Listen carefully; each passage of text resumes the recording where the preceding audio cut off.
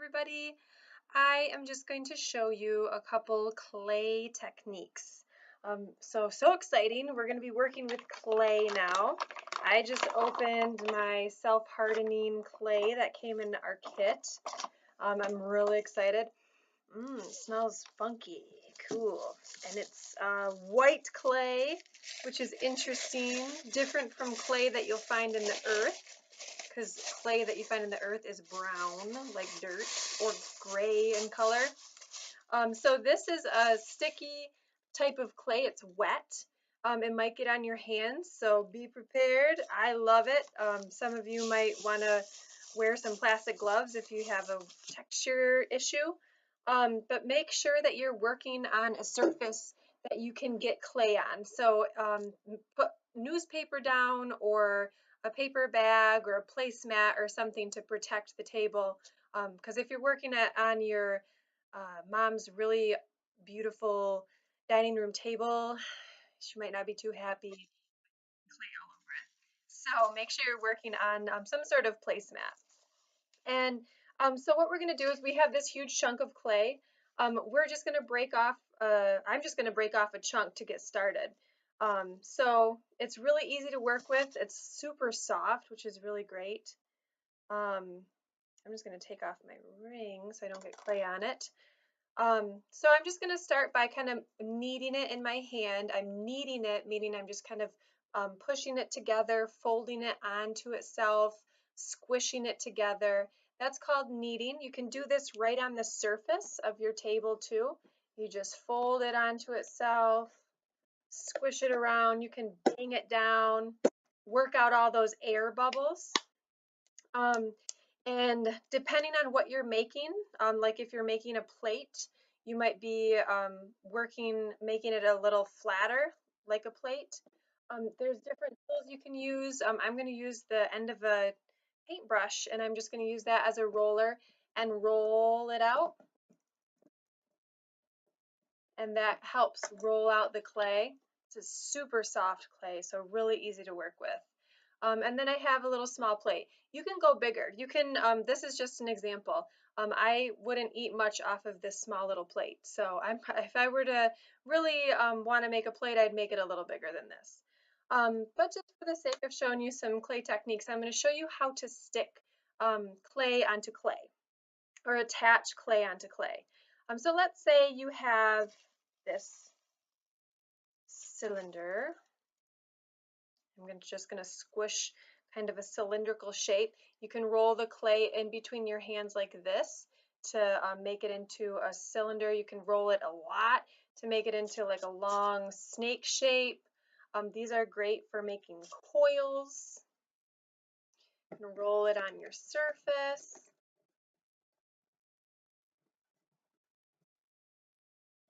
On your working surface. So I have a long coil that I just made. I'm going to set that aside. And now I'm going to take another chunk of my clay, and I'm going to kind of form it into a square shape.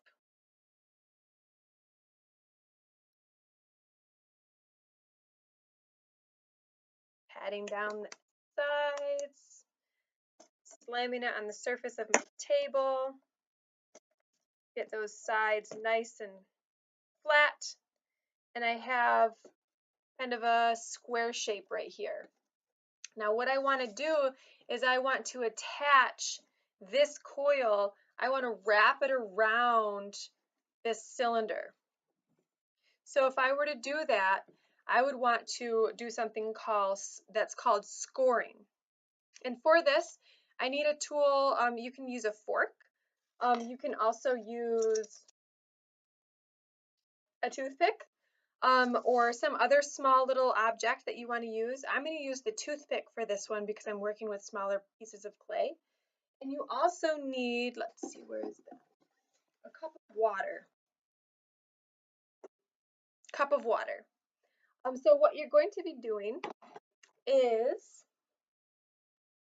where you want to attach your clay, you're going to make lots of little hatch marks, lots of little lines grooved into your piece of clay. So for example, I'm going to be just using this toothpick to scratch lightly into the surface of the clay like a million times. Just scratch, scratch, scratch, and I'm going back and forth.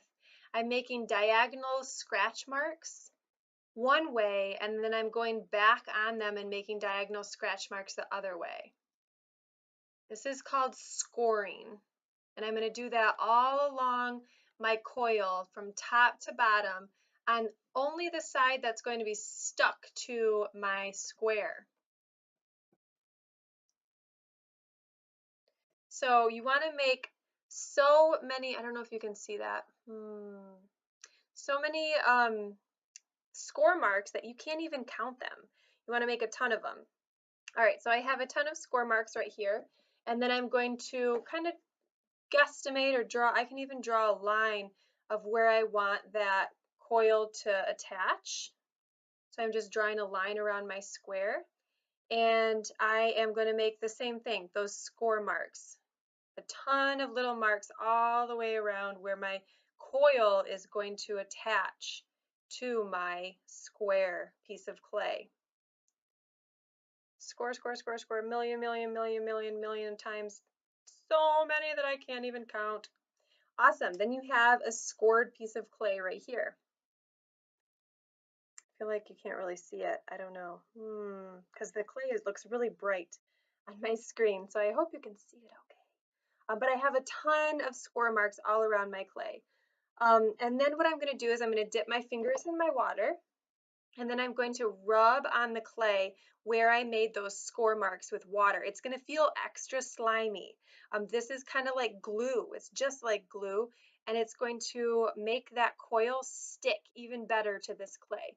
And then I'm going to stick my finger in water again and do the same thing to my coil.